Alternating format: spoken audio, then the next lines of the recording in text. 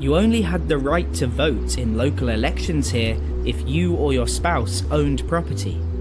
Not only were the wealthier Protestants more likely to own property than Catholics, but council homes were often allocated by Protestant local councillors to Protestant families, who would then vote to keep them in power. Allocation of a vote depended on you having a house. And having a house depended on who got elected, because the councils allocated housing. There's a circle here and you had to break the circle. So what we were pushing for was the one person, one vote. You had some people, if they were big property owners, they could own 10 houses, the 10 votes. Whereas you could have 2 families living in the house with a couple of adults in each family, and there was no vote.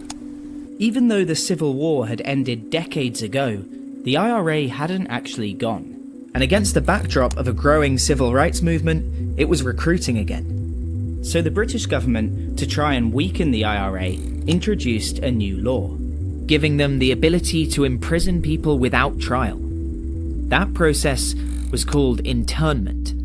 There are now something like 12,000 people held in camps like this throughout Northern Ireland, since the British government began its controversial policy of internment 3 months ago.